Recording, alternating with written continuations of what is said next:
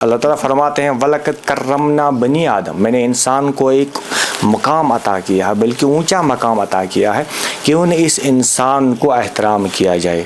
فرماتے ہیں آدمیت احترام آدمی، باخبر شو از مقام آدمی۔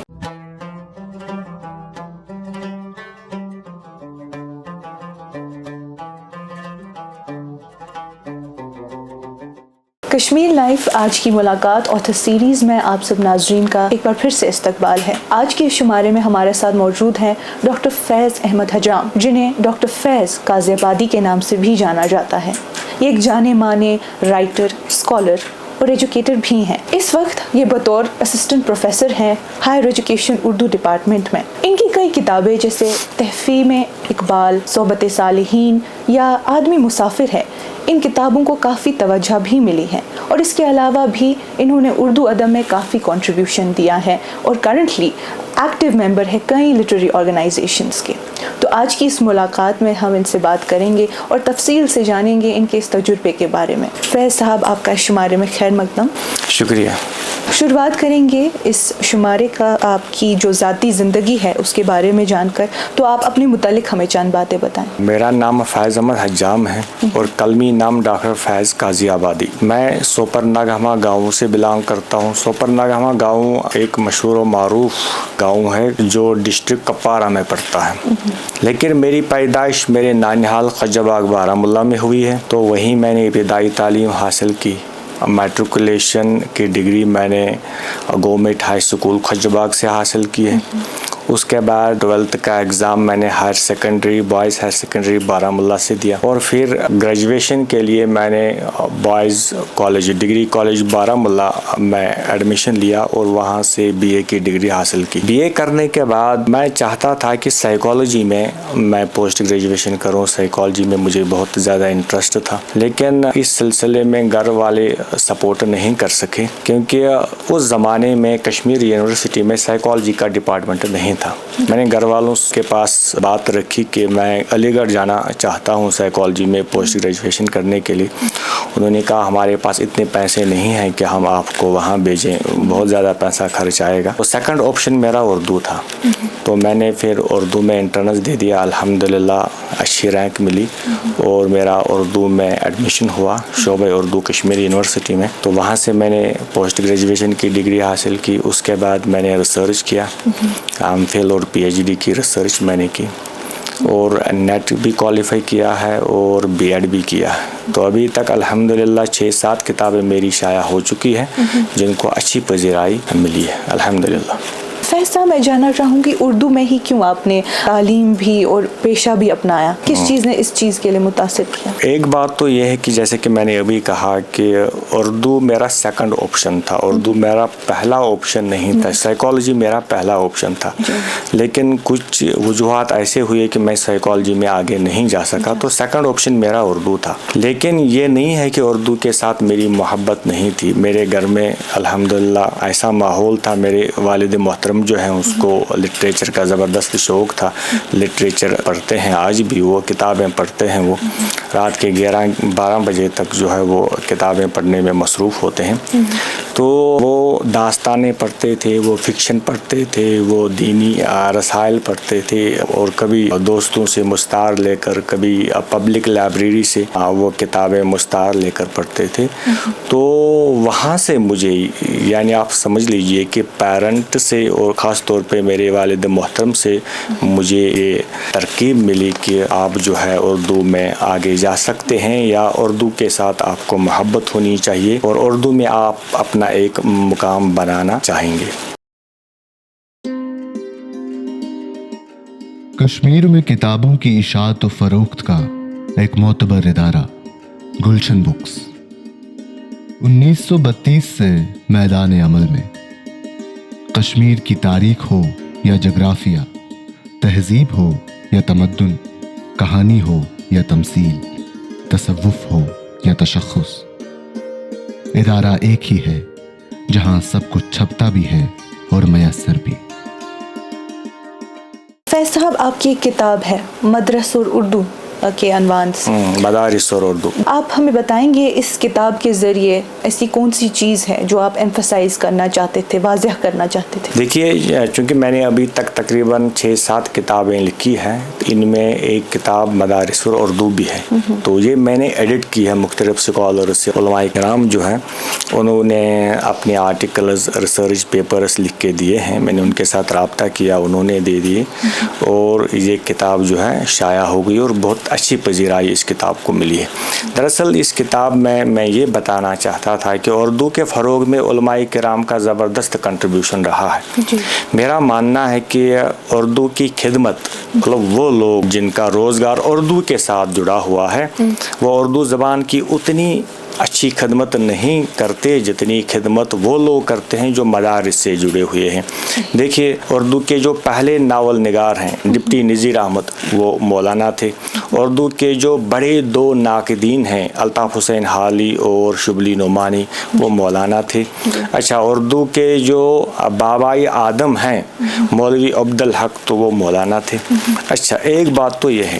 دوسری بات آپ دیکھ لیجئے, ابھی تک جو اردو کی اہم 2-3 ڈکشنریز جو لکھی گئی ہے, تو وہ تینوں ڈکشنری جو ہے وہ انہی علماء نے لکھی ہے. اچھا, سید احمد شہید صاحب کی ڈکشنری جو ہے وہ فرہنگ آصفیہ, فیروز اللغات جو ہے مولوی فیروز الدین صاحب کی کتاب ہے, لغت کبیر جو ہے مولوی عبدالحق صاحب کی ڈکشنری ہے, تو ان کا بہت زیادہ کنٹریبیوشن رہا. پھر اگر ہم عملی صورت میں دیکھیں, لوگ مجھ سے اختلاف بھی کریں گے لیکن میں ڈرتا نہیں ہوں, وہ یہ کہ دیکھیے عملی سطح پر ان لوگوں نے اردو کو زندہ کر کے رکھا ہے. میں جب ATM پر جاتا ہوں تو میں انگلش آپشن سے, وہاں لینگویج کے 3 آپشن ہوتے ہیں, تو انگلش آپشن سے میں پیسے ہی نکالتا ہوں. لیکن ان کو آپ دیکھ لیجئے, وہ اردو آپشن سے پیسے نکالتے ہیں. ان کی سٹیمپس, ان کی مہریں اردو میں ہوتی ہے, وہ دستخط جو کرتے ہیں وہ اردو میں کرتے ہیں. وہ جب چکیں لکھتے ہیں تو ان کی چکیں اردو میں ہوتی ہے. ان کا ذریعہ تعلیم اردو ہے. وہ جب کلاسز میں جا کر بچوں کی حاضری کرتے ہیں تو اردو میں ہی بچوں کی حاضری لے لیتے ہیں. جیسے roll number 1, roll number 2, roll number 3, اور ہم جب کلاسز میں جاتے ہیں roll number 1, roll number 2, roll number 3, آپ مجھ سے پوچھیے گا آپ اپنا سیل نمبر دے دیجئے, تو میں کہوں گا 7006. آپ ان علماء سے پوچھ لیجئے اپنا سیل نمبر دے دیجئے, وہ کہیں گے 7006 وغیرہ وغیرہ. تو ان کا بہت زیادہ کنٹریبیوشن رہا ہے اردو کے سلسلے میں.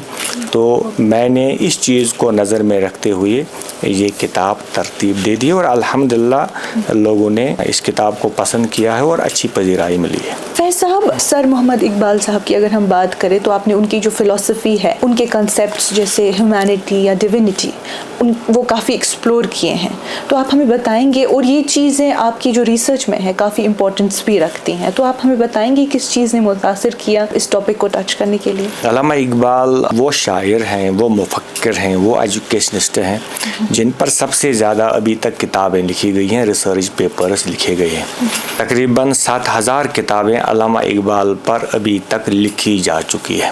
اس سے آپ اندازہ کر سکتے ہیں کہ علامہ اقبال کتنے بڑے مفکر ہیں اور کتنے بڑے شاعر ہیں, اور لوگ ان کو کتنا چاہتے ہیں. دیکھیے, علامہ اقبال پر کافی زیادہ ریسرچ ہوئی ہے, لیکن ان کی ریسرچ کا اور ان کی فکر کا اور ان کے تصورات کا جو منبع ہے, جو سورس ہے, وہ آدمیت, احترام آدمی ہے. وہ جب خودی کی بات کرتے ہیں تو انسان کے حوالے سے ہی کرتے ہیں. وہ جب عشق کی بات کرتے ہیں تو انسان کو بنیاد بنا کر کرتے ہیں. وہ جب فقر کی بات کرتے ہیں تو انسان کو بنیاد بنا کر ہی کرتے ہیں.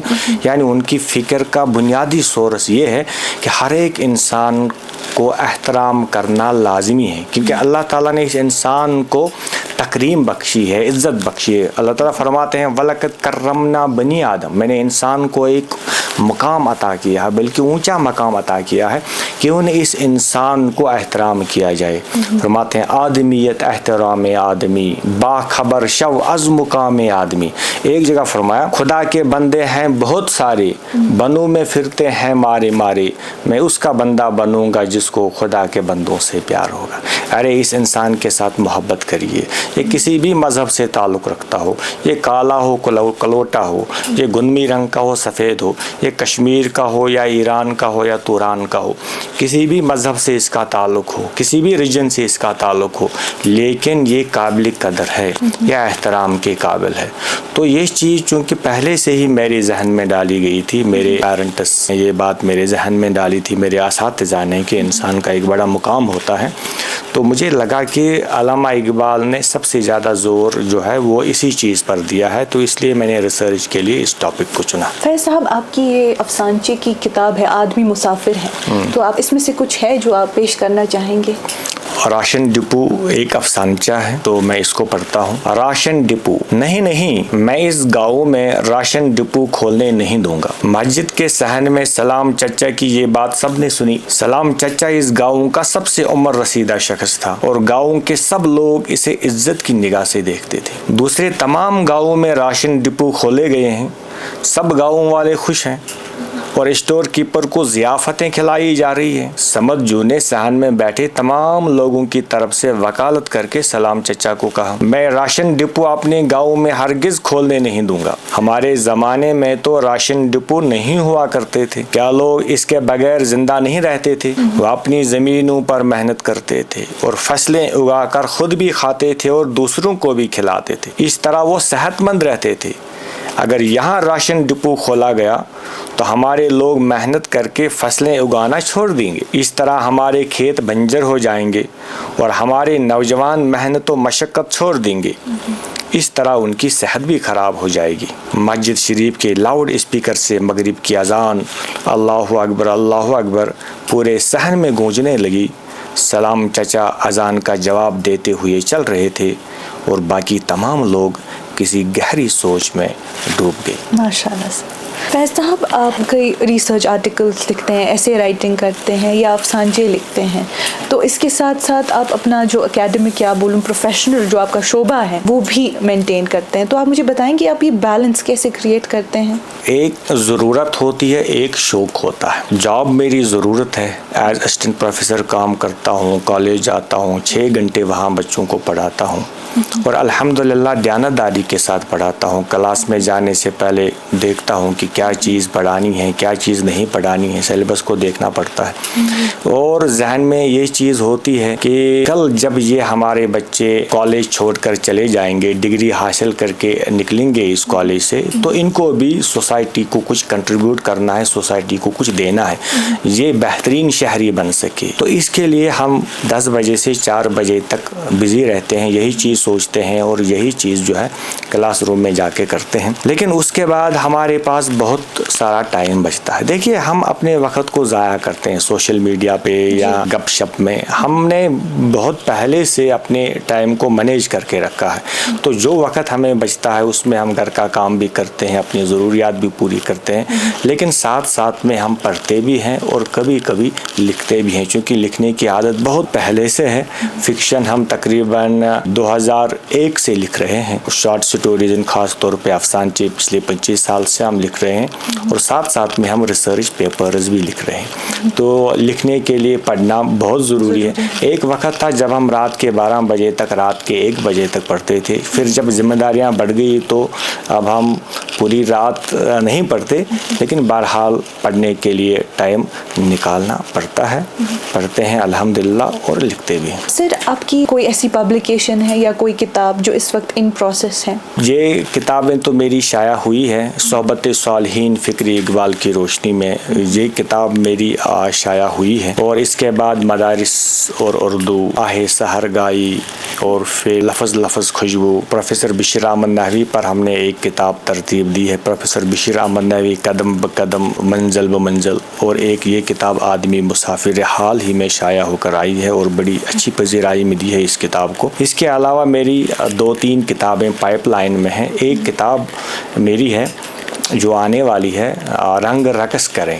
وہ تنقیدی اور تحقیقی مضامین پر مشتمل کتاب ہوگی. یعنی پچھلے 20-25 سال سے ہم نے جو تحقیقی اور تنقیدی مضامین لکھے ہیں، یہ وہ سارے مضامین ہیں جو مؤکر رسائل میں اور شائع ہوئے ہیں، رسائل میں شائع ہوئے ہیں، جرنلز میں شائع ہوئے ہیں. تو ان کو ہم نے ایک ترتیب دی ہے تو بہت جلد یہ کتاب شائع ہو جائے گی. اس کے علاوہ اقبال اور انسانیت میری ایک اور کتاب وہ تیار ہے, وہ بھی انشاءاللہ بہت جلد شائع ہو جائے گی. اس کے علاوہ ایک اور کتاب میں لکھ رہا ہوں, اس کا نام ہے دینی تحریکوں کا اردو زبان کے فروغ میں رول. یعنی اور یہ والی کتاب جو ہے مدارس اور اردو, اس میں صرف ہم نے مدارس کا ذکر کیا, مدارس کا کیا کنٹریبیوشن ہے اردو زبان کے حوالے سے. تو اس والی کتاب میں یہ چیز سامنے آئے گی کہ جتنی بھی تنظیمیں ہیں, جتنی بھی تحریکیں ہیں, ان تحریکوں اور تنظیموں کا کیا کنٹریبیوشن رہا ہے اردو زبان کے حوالے سے.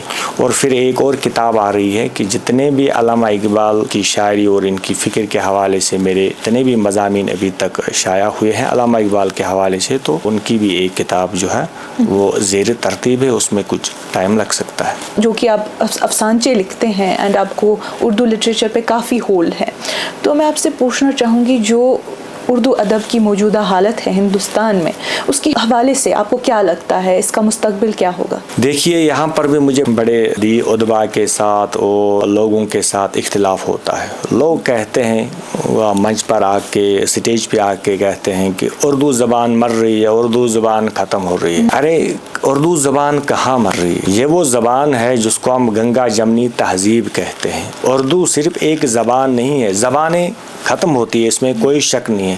لیکن میں سمجھتا ہوں کہ اردو زبان صرف زبان نہیں ہے, اردو زبان ایک تحریک ہے, اردو زبان ایک تہذیب ہے, اردو زبان ایک تاریخ ہے. اردو زبان مرنے والی نہیں ہے. آج ہر ملک میں یہ زبان پڑھائی جا رہی ہے, یہ زبان پڑھی جاتی ہے. یہاں کے لوگ ہر ملک میں بزنس کرنے کے لیے جاتے ہیں, ہر ملک گھومنے کے لیے جاتے ہیں. ایک وجہ سے یا دوسری وجہ سے ہر جگہ پھیلے ہوئے ہیں. تو یہ اپنی اس مادری زبان کو اور اپنی اس خوبصورت زبان کو ساتھ لے جاتے ہیں. میں کبھی کبھی اپنے اسٹوڈنٹ سے بھی کہتا ہوں کہ دیکھیں بیٹا, اگر آپ نے جموں جانا ہو, دہلی جانا ہو, ممکن ہے کہ آپ اپنا موبائل بھول گئے ہو, ممکن ہے کہ آپ اپنا والیٹ بھول گئے ہو, ممکن ہے کہ آپ اپنے کپڑے بھول گئے ہو. وہاں جا کے یا ٹیب بھول گئے ہو یا لیپ ٹاپ بھول گئے ہو, وہاں جا کے ارے میں تو اپنا کارڈ ہی بھول گیا, میں تو اپنے کپڑے ہی. لیکن زبان انسان نہیں بھولتا, وہ جہاں بھی جاتا ہے زبان ساتھ لے جاتا ہے. تو ہندوستان کے لوگ جہاں بھی چلے گئے اردو زبان انہوں نے ساتھ لے لی, وہاں اردو کی کالونیز بنی. اور اگر وہ ادیب بھی تھے اور شاعر بھی تھے تو انہوں نے اور لوگوں کو جو ہے اردو بولنے کے لیے تیار کیا. تو آج جو ہے ہزاروں اور لاکھوں کی تعداد میں بلکہ کروڑوں کی تعداد میں اردو زبان بول رہے ہیں اور اردو میں رسائل چھپ رہے ہیں, اردو اخبارات سینکڑوں ہزاروں کی تعداد میں اردو اخبارات جو ہے نکالے جا رہے ہیں. تو میرا اپنا ماننا ہے کہ اردو جو ہے ابھی یہ مرنے والی نہیں ہے, بہت سمے تک چلے گی. البتہ ایک بات ضرور ہے کہ ہمیں اپنے بچوں کو اردو کی طرف راغب کرنا چاہیے. اردو بہت ہی خوبصورت زبان ہے, یہ بہت ہی پیاری زبان ہے. میرا ایک جملہ ہے, ایک تتلی کو لے لیجئے, ایک خوبصورت کیڑا ہے, اور آپ ہرن کو لے لیجئے, خوبصورت جانور ہے, اور آپ مور کو لے لیجئے, وہ خوبصورت پرندہ ہے. ان تینوں خوبصورت چیزوں کو آپ ملائیے تو وہ اردو بن جائے گی. تو اردو بہت خوبصورت زبان ہے, اردو میٹھی زبان ہے, ہر ایک کو اس زبان کے ساتھ محبت ہے. جہاں پریم چند نے اس کے ساتھ جو ہے محبت کی ہے, جہاں سر سید احمد خان نے اردو زبان کے فروغ کے لیے کام کیا ہے, جہاں علامہ اقبال اور غالب, وہیں جو ہے وہیں دوسرے مذاہب کے لوگوں نے بھی اس کے فروغ میں کام کیا ہے. یہ صرف مسلمانوں کی زبان نہیں ہے. فیض صاحب, اس شمارے کے آخر میں آتے ہوئے آپ سے ایک ہی سوال ہے کہ جو آپ کی ادبی یا جو تعلیمی جو آپ کا سفر رہا ہے اس میں کوئی ایسا تجربہ رہا ہو یا کوئی ایسی بات جو آپ کے دل کے قریب ہو؟ اس سلسلے میں یہ بات کہنا چاہوں گا کہ میں نے یہاں تک پہنچتے بہت پاپڑ بیلے ہیں. میں نے مزدوری کر کے پڑھا ہے اور میں نے بہت محنت کی ہے, راتوں کو میں نے پڑھا ہے اور کتابیں مستعار لے کر میں نے پڑھا ہے, لوگوں سے پیسے ادھار لے کر میں نے فیس بھری ہے. میں چاہتا ہوں کہ آج کے جو اسٹوڈنٹس ہیں جو ہمارے کالجز میں پڑھتے ہیں, جو یونیورسٹیز میں پڑھتے ہیں, اور پیرنٹس کا بہت اچھا سپورٹ مل رہا ہے, اس کے باوجود بھی انہیں پڑھنے میں زیادہ دلچسپی نہیں ہے. جب ہم نے مزدوری کر کے پڑھا ہے اور خود پیسہ اکٹھا کر کے پڑھا ہے تو ان کے پاس تو ساری سہولیات ہیں. ہمارے وقت میں ہم نے نوٹس خریدنے کے لیے پیسہ نہیں ہوتا تھا, نوٹ بک یا ٹیکسٹ خریدنے کے لیے پیسہ نہیں ہوتا تھا. تو اب آج کے پیرنٹس جو ہیں وہ بہت اچھا کیئر کرتے ہیں, بہت اچھی تعلیم بچوں کو دیتے ہیں. یہیں سے ٹیب دے دیا, یہیں سے موبائل دے دیا, اور یہیں سے ریفرنس کی کتابیں دے دی, اچھے اسکول میں اور اچھے کالج میں ان کا ایڈمیشن کرا. اور پھر بھی اگر ہمارے بچے نہ پڑھیں تو یہ بہت ہی بدقسمتی ہے ان بچوں کے لیے. میری گزارش ہے, میں ان کو نصیحت کیا کروں, میری گزارش ہے کہ تعلیم جو ہے اس کا کوئی سبسٹیوٹ نہیں ہے. تعلیم سے آپ آگے جا سکتے ہیں, تعلیم سے آپ کی پہچان بن سکتی ہے.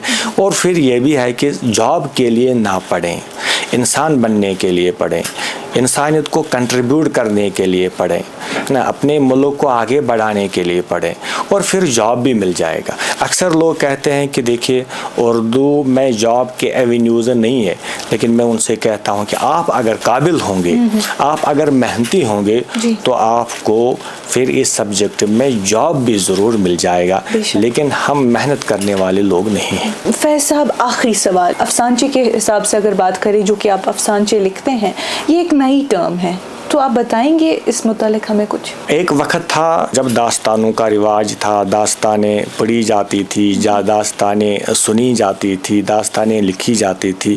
پھر جو ہے مافوق الفطری عناصر کی باتیں ہوتی ہے داستانوں میں, پھر ناولیں لکھی گئی, اور اس کے بعد جو ہے افسانے لکھی گئی. تو افسانہ سے ہی یہ ٹرم نکلی ہے افسانچہ. تو افسانچہ جو ہے اس کی بنیاد منٹو نے ڈالی ہے. منٹو کا نام آپ نے سنا ہوگا, جی, سعادت حسن منٹو ایک بہت بڑے افسانہ نگار گزرے ہیں. حالانکہ جب انہوں نے اس صنف کو افسانچہ نام نہیں دیا, انہوں نے افسانہ کے نام سے ہی یہ چیزیں لکھی ہیں, یہ کہانیاں, چھوٹی چھوٹی کہانیاں لکھی ہیں. لیکن بعد میں جوگیندر پال نے اس صنف کو افسانچہ کا نام دے دیا, کیونکہ آج لوگوں کے پاس لمیٹڈ ٹائم ہے. آپ نے اگر افسانہ پڑھنا ہے تو کم سے کم 20-25 منٹ اس کی قرأت میں ضرور لگ جائیں گے. آپ نے کہیں پہ بیٹھنا ہے اور پھر کتاب کھول کے پڑھنا ہے, تب جا کے آپ کو تفنن طبع ملے گا, یا جس مقصد کے لیے آپ یہ افسانہ پڑھتے ہو یا کوئی تخلیق پڑھتے ہو وہ چیز آپ کو مل جائے گی. لیکن چونکہ آج لوگوں کے پاس اتنا زیادہ ٹائم نہیں ہے, لوگ چاہتے ہیں کہ وہ چیز بھی مل جائے جس چیز کے لیے ہم کہانی پڑھتے ہیں, لیکن اس میں زیادہ ٹائم بھی نہیں لگ جانا چاہیے. آپ نے موبائل پہ اوپن کیا, 2 منٹ میں آپ افسانچہ پڑھتے ہیں, 3 منٹ کے اندر آپ افسانچہ ختم کرتے ہیں. تو یہ وقت کا تقاضا ہے, یہ وقت کی ضرورت ہے. مجھے لگتا ہے کہ 21ویں صدی میں جو صنف پھلنے اور پھولنے والی ہے, جس صنف کو بہت زیادہ پذیرائی ملے گی, وہ یہ افسانچہ ہے. تو ہمارے یہاں بہت سارے لوگ, خاص طور پہ نور شاہ صاحب ہیں, اسی طرح وحشی سعید صاحب, آپ نے ان لوگوں کا نام سنا ہوگا, عمر مجید صاحب, اللہ تعالیٰ ان کی قبر کو نور سے بھر دے, انہوں نے بہترین افسانچے لکھے ہیں. اور میں نے ایک مضمون لکھا ہے اور 2 افسانچے کا مثلث کشمیر کے حوالے سے, تو اس مضمون میں میں نے ان 3 لوگوں کا ذکر کیا ہے, ان 3 لوگوں کے افسانچوں پر جو ہے ان کے افسانچوں کی تنقید لکھی ہے. اور اس کے علاوہ جو ہے نذیر مشتاق صاحب کی 2 کتابیں افسانچوں پر افسانچوں کی شائع ہو گئی ہے. خالد بشیر تلگامی صاحب لکھ رہے ہیں, ڈاکٹر ریاض توحیدی صاحب لکھ رہے ہیں, اور اسی طرح جنید جاذب صاحب اور رئیس احمد کمار. میں اپنے کشمیر کی بات کر رہا ہوں. باہر کی دنیا کو اگر ہم دیکھیں تو ہزاروں کی تعداد میں لوگ افسانچے لکھ رہے ہیں, افسانچوں کے مجموعے شائع ہو رہے ہیں. اب مجھے لگتا ہے کہ داستان کا زمانہ تو پہلے ہی چلا گیا, داستان زوال کا شکار ہو گئی, ناولیں آج بہت کم لکھی جاتی ہے, کم پڑھی جاتی ہے. یہ زمانہ جو ہے یہ افسانہ اور افسانچے کا زمانہ ہے, یہ وقت کا تقاضا بھی ہے. لیکن ایک بات ضرور ہے کہ ناقدین کو سامنے آنا چاہیے, افسانچے تو لکھے جا رہے ہیں, کیونکہ اگر تخلیق کے ساتھ تنقید نہیں ہوگی تو یہ تخلیق گمراہ ہو جائے گی. نظر گزر رکھنا بہت ضروری ہے, ٹھیک, کیونکہ اگر کوئی افسانچہ لکھ رہا ہے, ناقدین کو کہنا چاہیے کہ یہاں پہ جو ہے اس طرح کی چیز ہونی چاہیے, ہے نا, اس کی تکنیک یہ ہے, اس میں اس طرح کا پلاٹ ہونا چاہیے, اسلوب اس طرح کا ہونا چاہیے, ٹھیک. یہ ساری چیزیں جو ہے یہ بتانا بہت ضروری ہے, ورنہ جو ہے یہ صنف گمراہ ہو جائے گی. تو گمراہی سے بچانے کے لیے افسانچہ کے ناقدین کو سامنے آنا چاہیے. फैज साहब, आपका बहुत बहुत शुक्रिया, आपने अपना कीमती वक्त हमें दिया और आप इस शुमारे का हिस्सा बने। आपका भी बहुत बहुत शुक्रिया कि आपने हमें यहाँ बुलाया और इस शुमारे का हिस्सा बनाया। एक दफ़ा फिर शुक्रिया। आज की मुलाकात में बस इतना ही। बाकी खबरों के लिए बने रहिए कश्मीर लाइव के साथ।